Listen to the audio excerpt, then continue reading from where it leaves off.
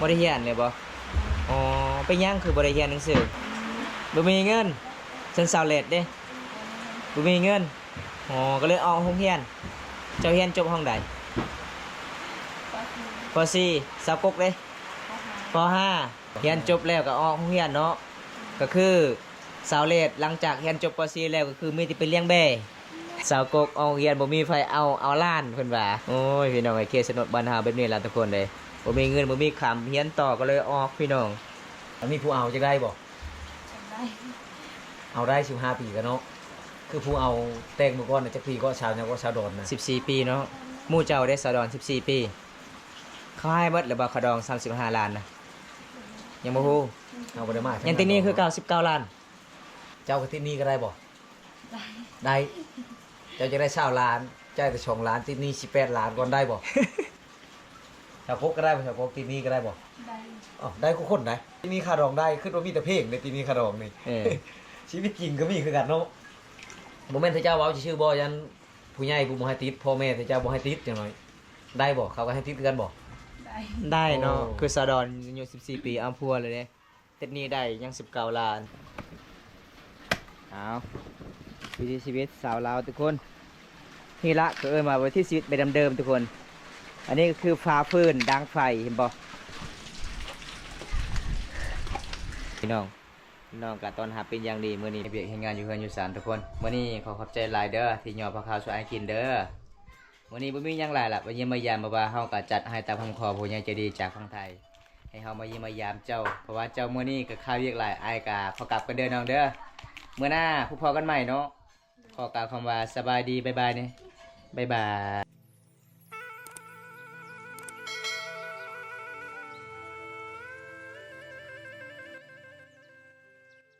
วันนี้ครบหน้าครบตาสองสาวสวยสบายดีจ้าสบายดีไปซื้อสาวแลดเนาะนอนนำกัน2 คนบ่หรือว่า3 คน2 คนเจ้านอนนำกันเนาะโดนแล้วบ่ได้เห็นกันคิดฮอดหลายเด้อคิดฮอดคือกันบ่อายบ่คิดฮอดคือกันได้อายุเท่าไรเจ้าสาวแลดอายุเจ้าจักปี15สาวกกได้จ้ะ15ซ้ำกันเลยอ๋อสาว15 ปีอีกยัง3 ปีก็เป็นผู้สาวเฒ่าเลยเนาะ18 ปีเด้แม่นบ่เนาะคัน18 ปีนี่เป็นผู้สาวเฒ่าเนาะก็เว้าเนาะเขตบ้านนอกเฮาทุกคนเลยกินข้าวกินน้ำเลยบ่สาวแลดหรือสาวเลดเจ้าแลดเนาะอ๋อสาวแลดสาวเซ็กไปใส่มื้อนี้เอ้ยเจ้าเอาผัวแล้วฮะไปเสียหญ้าอ๋อก็คือเจ้ามื้อนี้ไปเลี้ยงแบ่บ่อ๋อไปแต่ละมื้อน้องเลี้ยงแบ่ตลอดได้เป็นสาวโสดเขตนี้ขยันหลายทุกคนเลยเลี้ยงแบ่ช่วยเวียกอีพ่ออีแม่แบ่จักโต2 โตบ่พอดีเอาไว้เฮ็ดดองเจ้าเลยมาเจ้าเอาผัวไปเฮ็ดฮีดเคยบอกเขาเอาไปเฮ็ดฮีดบ่แถวนี้เคยเนาะก็บ่มีงัวก็เฮ็ดแบ่เนาะสำคัญเนาะก็คืองัวนี่จำบ่ได้เด้มีแต่ไปกินซื่อๆคันขัวนี่จำได้เฮ็ดเป็นตามประเพณีเด้ฮีดผู้ไทยเฮางัวหมูแบ่นี่จำได้บ่แบ่ก็บ่ได้งัวบ่ได้มีแต่หมูกับควายหมูแบ่จำได้อ้าวมื้อนี้สาวสวยทุกคนเลย2 สาวมื้อนี้น้องฮู้บ่ว่าเฮามาเยี่ยมมายามสาวกกบ่ฮู้บ่อ๋อเพราะว่าช่วงนี้ก็ช่วงหน้าฝนน้องก็นอนเนาะสาวกกว่าจะนอนเว้นบ่นอนเว้นเนาะมันนอนม่วนได้ฝนตกได้เฮาก็ยังนอนสาวกกว่าจังได๋เวลาสาวกกไปเอิ้นเจ้าก็นอนแล้วทุกคนมีผู้บ่าวมาหามันจะคนละบาดน่ะแล่นมาฮู้บ่แม่นไอชาวกกไปนำฮู้บ่ฮู้มาเห็นละล้อขนาดยังโสดบ่ไอ้มามื้อนี้ไม่ใช่มุกนั่นนี่ใช่มุกเคยตะโอ๊ยเข้าไปแห้งโลกวันนี้นี่จะเบิ่งมุกแดงๆนี่ยังโสด 100% เด้อจ้าตอนไหนขดองเจ้าชื่ออยู่บ่ตอนนั้นจะบ่ตอนนั้นน่ะยังชื่ออยู่บ่เท่าใดฮะเท่าใดลืมแล้วโอ้จะว่ามื้อนั้น30 ล้านถ้าผู้บ่าวบ่มีผู้บ่าวขอคือจะลดให้20 ล้านก็ได้จะว่ามื้อนั้นคือรุ่นใหม่แต่เขาบ่ทันได้ขอจะรุ่นเลยรุ่นก่อนเลยแต่สาวกกนี่มันแปลกเลยสาวเลดเอ้ยกระดอง50 ล้านคันผู้บ่าวบ่มีเงินอยากให้ลดก็ให้ลด 60 ล้านป้า แห่งไรขึ้นอีกบาสิลุดแห่งไรขึ้น แห่งแล้วได้บัตรนี่ได้ ฝนตกห่ำเนาะมื้อนี้ฝนฟ้าอากาศมันก็มืดครึมทุกคน อ้าวต้องได้บัตรนี่ สาวกกสาวแลดสมมุติว่าฝนตกนี่อายเมื่อบ่ใดนี่ให้อายนอนได้บ่เฮือนเจ้าบ่ไอ้เล่บ่เนาะสาวกกเด้นอนได้สมมุติว่าคันให้อายนอนนี่ให้อายนอนอยู่ไส ตารางบ่ ฮะอยู่ตารางบ่อยู่เฮือนนี่เลย มีผ้าห่มผ้าบ่ มีบ่ประพรมบ่อ๋อบ่แม่นน่ะอีแม่เจ้าหายติบ่ได้หายบ่อ๋อบ่ว่าแขกมาทางในก็คือนอนได้เนาะโอ้พี่น้องเอ้ยใครได้นึงพี่น้อง จะให้แม่จะสิว่าโอ้ยเอาผู้บ่าวมาแล้ว มันบ่เกี่ยว ย่างนี่ เะ อายจะบ่นี่บ่ฮะอายบ่น้องโยน้องใหญ่ก็เอื่อยเนาะ เอาพี่น้องเอ้ยมื้อนี้ก็ฝนตกห้ามน้องว่าว่านอนได้อยู่เฮือนน้องเพราะว่ามื้อนี้เฮาสิกลับได้หรือบ่เพราะว่าฝนฟ้าอากาศมันครึมตลอดพี่น้อง มีบ่นั้นนะบ่มีบ่น้ำท่วมบ่ทางบ่ นี่เด้ ผู้ชงห้วยแน่นอนเลย สอ เนาะ งห้วยได้กลับบ่ได้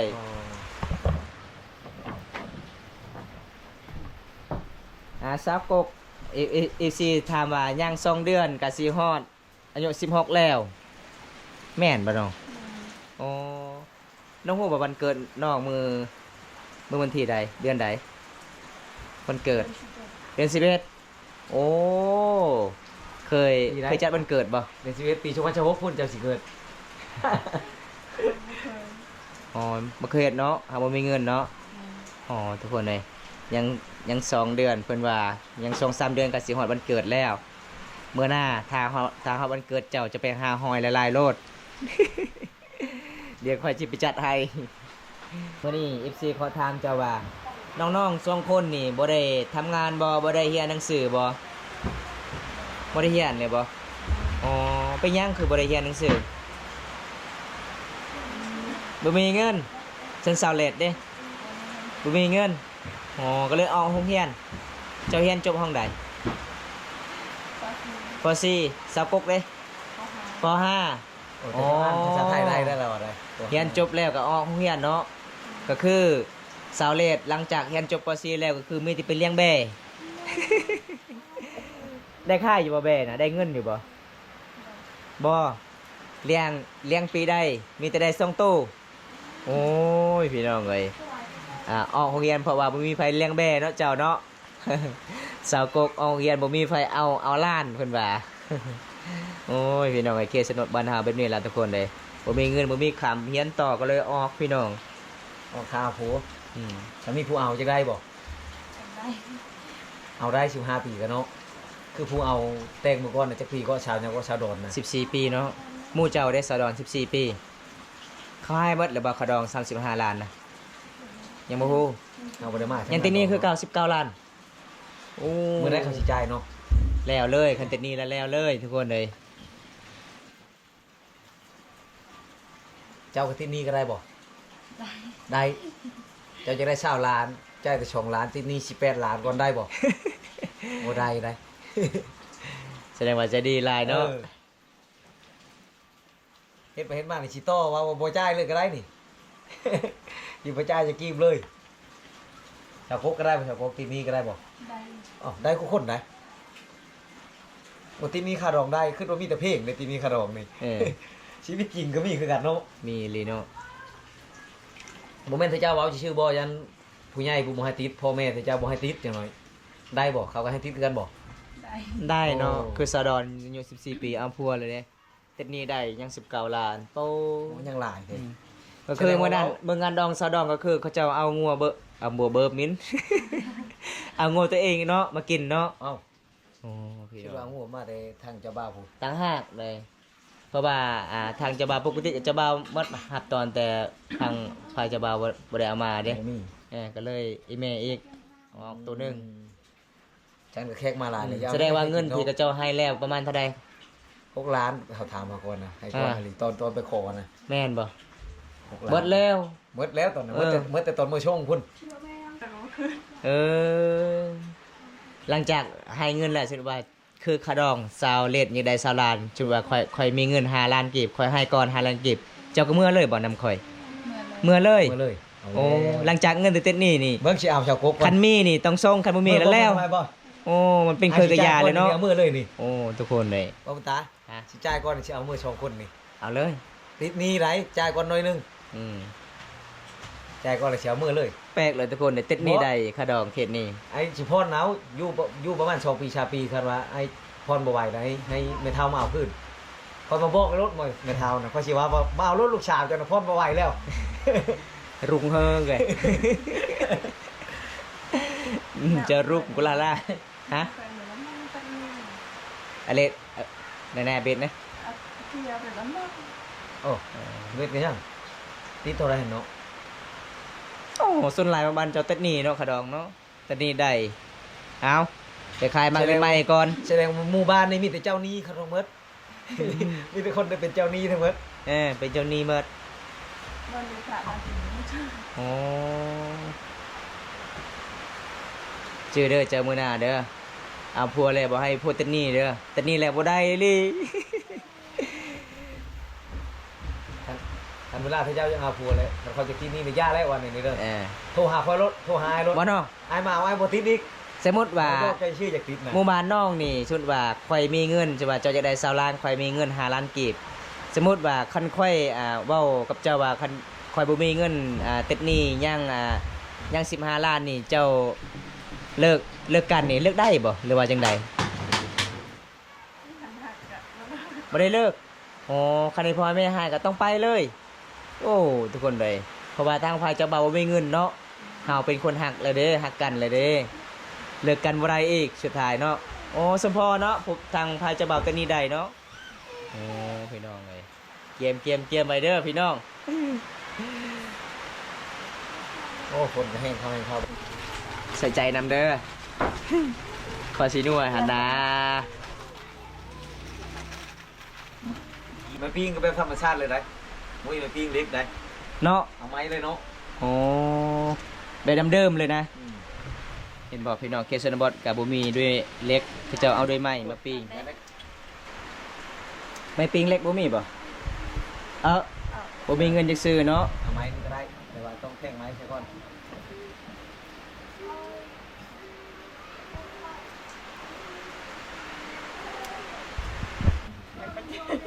เห็นไหมแย่อ๋อ เบิ่งก็เห็นให้ เอา เบิ่งเจ้าหลานปุ๊บ เบาเริ่มแล้วเนี่ยเบาแก้วอยากจับมือเสากกแล้วว่าสิเฮ็ดให้ น้ำบ่ได้จับน้ำ เสากกเบาเลยเด้ว่ารอแล้วสำนี รอ รอหลาย รอบ่ยังบ่ ผ่านเนาะหักเบาเท่าก็คือหักเดียวใจเดียว ไม่มีเมียอะไรมากบ่ มีเมียมามักเนาะมีเมียเนาะ ไม่มีเมียอะไรไอ้จังได๋อีกผู้หนึงเอาบ่ บ่ได้เนาะ เจ้า มี เป็น เมีย เอ้ยไอ้ผู้อยู่เพื่อนเป็นน้อง เอาเจ้าเป็นผู้ใหญ่ไอ้เจ้าเป็นหัวหน้าว่าบ่ได้เลย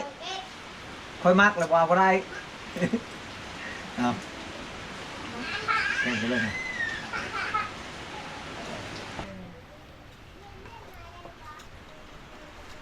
ะ สวัสดีเบาไซเนี่ย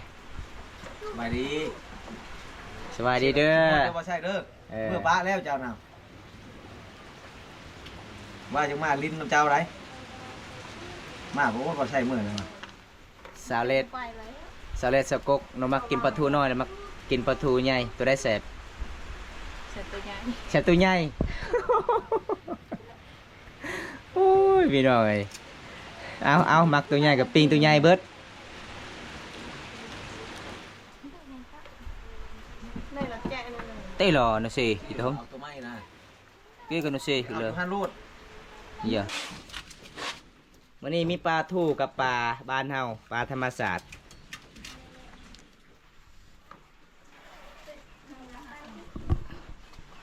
อัลโลเวอร์เนี่ยเอาวิถีชีวิตสาวลาวทุกคนนี่ละก็มาวิถีชีวิตแบบเดิมๆทุกคน อันนี้ก็คือฟ้าพื้นดังไฟเห็นบ่หลังจากที่พื้นเมิดแล้วน้องก็ฟ้าพื้นทุกคนเลยไม่ยั้งเลยนะไม่ยั้งไม่ติ้วบ่เบิ้งพี่น้องสูตรพระเจ้าฟ้าพื้นโอ้ถนัดเลยเนาะ แม่นขนาดเลยทุกคนเลยโอ้ต้องปลดเกิบได้ อืม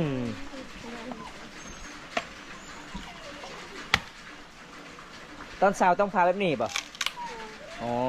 เวลาพื้นมัดก็ต้องลงไฟฟ้าเนาะพาพื้นทุกวันเลยทุกคน วิถีชีวิตบ้านเฮาบ้านนอกบ้านหน้าแบบนี้เลยทุกคนเลยแบบเดิมๆเลยพี่น้อง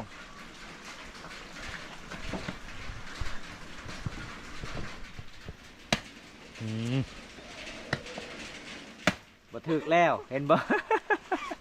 เจ้าคิดหลายเริ่มแล้วบัดนี้เจ้าคิดหยังคือบ่ถึกอีกนี่น่ะเอา แกน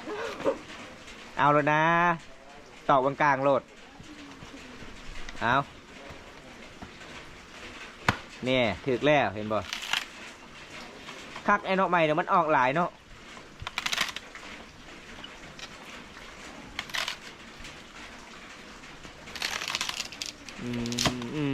สุดยอดทุกคนเลย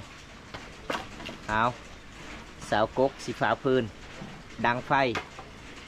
ปิงป่าทุกคนพื้นน้องเบิดแล้วน้องก็เลยลองพาพื้นอยู่ตารางเพื่อนอันนี้ก็คือพื้นทอนมาใหญ่ๆเมื่อเขาเจ้าก็มากองมาจุดนี้พี่น้อง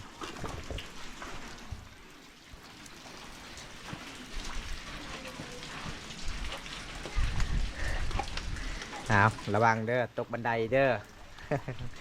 นี่ละพี่น้องขยันลายเด้อทุกคนเด้อสาวลาวเขตนี่เอาหลังจากที่น้องพาพื้นแล้วน้องกาสีดังไฟทุกคนนี่แหละบ้านเฮาเอิ้นว่าดำเดิมเลยทุกคนเลยดำรงชีวิตไปดำเดิมเลยอันนี้ก็คือพื้นยังบองเห็นบ่เขาเจ้าก็หลังจากเขาเจ้าก็มาขูดพื้นยังบองเขาเจ้าก็มาขายสายเวียดนามแล้วก็เขาเจ้าลำผีกกยังบองเขาเจ้ามาเฮ็ดพื้นดังไฟ ให้ยากดิลายอยู่บ่ ลาย มันสิสุกอยู่บ่ป่ามื้อนี้นะ โอ้ยพี่น้องเอ้ยไฟแบบเขาเจ้าก็บ่ได้ใช้ถ่านมันน่ะมันดับไว้พี่น้อง แกน เมื่อนี้มีสองสาวสวยบานป่างามในธรรมศาสตร์บริทากระแปงเป็นสาวโสดในหมู่บ้านคนเลยวันนี้ฝนตกอีกแล้วพี่น้องเลยกลับได้หรือบ่พี่น้องบ้านเฮามันไกลที่สุดกับหมู่บ้านนี้ทุกคนเลยเบิ้งบนฟ้าอากาศมืดครึมเลยพี่น้องโอ้ยพี่น้องเลยเมื่อนี้กับฝนตกอีกแล้วประมาณจังนาทีสาวกกโบโฮเราไม่ได้ตั้งเวลาบ่ เมื่อไรเนาะคันทีมงานทำมาเยี่ยมมายามแบบนี้แหละทุกคนเลยน้องๆเห็นบอกพี่น้องน้องกับตอนหับเป็นอย่างดีเมื่อนี้พี่น้องเลยปิงป่าอีกมากิน เดี๋ยวมาก่อนเดี๋ยว เรายังอีกภาษาเจ้านะยังกลองเตียวฮะกลองเตียวว่าจังได ตามเพจ ตำเพชรมันเป็นตำแจ้วบ่ตำแจ้ว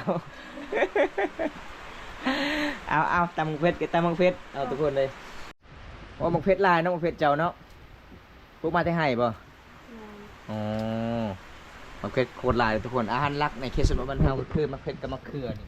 เห็นบ่มะเขือบ่พี่น้องโคตรลายเลยเขาเจ้าเฮ็ดให้เฮ็ดส่วนก็คือปลูกมะเขือแน่มังเพชรแน่ขยันลายเลยพี่น้องไอ้ยังนี่นะเป็นนัวบ่อ๋อเป็นนัวก็เสมอแล้วเขาได้ยินแต่เสียงกระตุกห้องกุกกุกกุกกุก เอาทุกคนมาเมื่อนี้น้องกะตอนหับเป็นอย่างดีเลยทุกคนเลยวิถีชีวิตสาวลาวแบบบ้านๆแบบนี้แหละทุกคนเห็นบ่ต้องใส่ยังแน่น้องตำมือเพชรนะฮะใส่ยังแน่ ไอ้ยังมีที่ยิ้มตลอดเลยลมณ์ดีตลอดเลยเจ้ามื่อนี้ยันทึกสเปกเลยบ่มื่อนี้น่ะมีผู้บ่าวมาหาบ่าวแก้วหันล่อบ่ล่อโอ้เฉพาะเจ้าเคินเนาะ มักอยู่บ่ มักตะลามีอะไร โอ้มักแต่เราไม่มีแล้วฮะหากคนมีเมียเนี่ยครับบ่ได้เนาะบ่ได้บ่ บุได้ คือบ่าวตายังบ่มีเมียเด้ เอาได้บ่บ่ได้คือกันฮะ เอาได้ เอาได้โอ้แสดงว่าพลาดอยู่เด้อทุกคนเลยถ้าบ่ได้มีเมียนี่ลอยเมียโลด คิดตัวสาวว่ายังบ่มีเมียให้ผู้สาวมักเด้โอ้ยพี่น้องหยอกสาวลาวแบบนี้ทุกคน อันนี้ก็คือมักเป็ดน้องก็มาตำ อ๋อปีฝานะ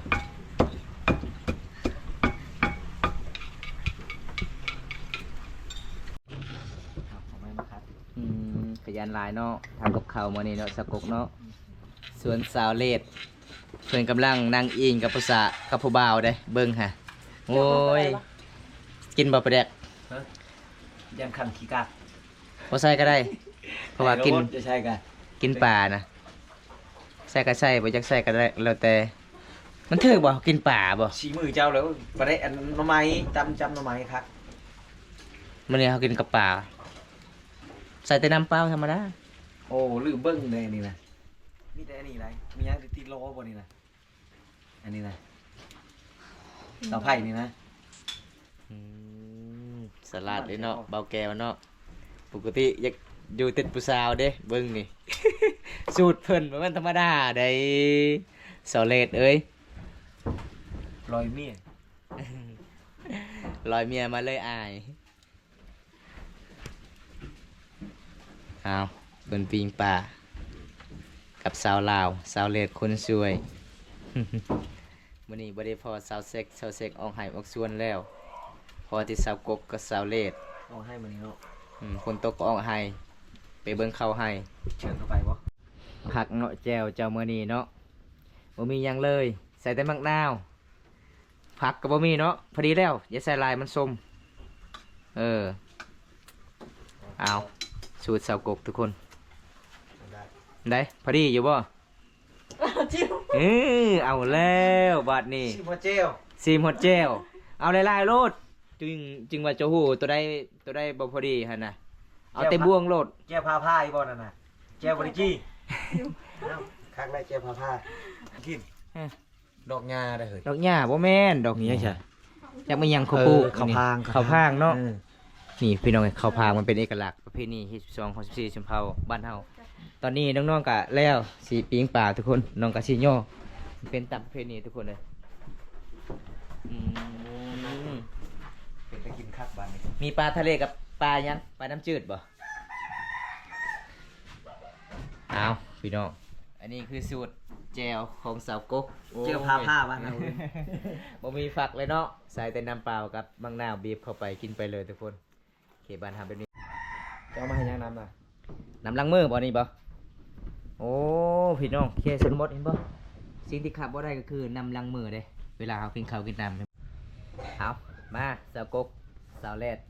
14เด้อกินข้าวกินน้ำกัน มาเดอ FC กินข้าวน้ำกันกินข้าวน้ำกัน นี่ ได้หานยังบอก ได้หันยัง บอกเอฟซีเลย ขอโทษ ปลาทู ปะโทอีเลย ปลาโท ปลาโทรศัพท์ป่ะบ่แม่นปลาทูป่ะ ปะโทเราไว้ ภาษามันต่างสำเนียงเนาะ อืม ก็คือทางเลยคือปลาทูพี่น้องภาษาบ้านเฮาคือปลาทูมากินข้าวด้วยกันเลยทุกคนเลย น้องเลยบอกปลาโทรศัพท์ นี่พี่น้อง จีก็เชื่อเลย เอากินลงมือมีข้าวให้ไปพร้อมทุกคนเลย เขาให้หรือเขาหน้า ข้าวหน้าป่ะ ข้าวนา ข้าวหน้าเนาะ เจ้าคุณบุญยับเขาอีกบ่ถึง ยับไป ไกลบ่ เออ ขันซ้ำนี่ยังว่าบ่รอเอามุกแดงมาใช่รถได เอา ไปจ้ะ จะโดยเด้อพี่น้องไอ้จะโดยคือกินข้าว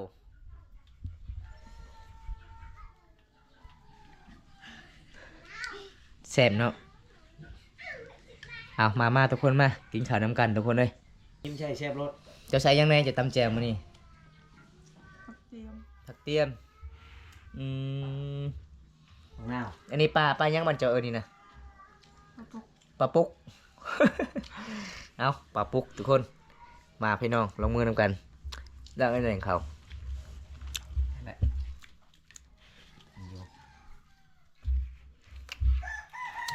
มีปลากดบ่แทนนี่บ่ มันเจาะได้บ่อย ใช่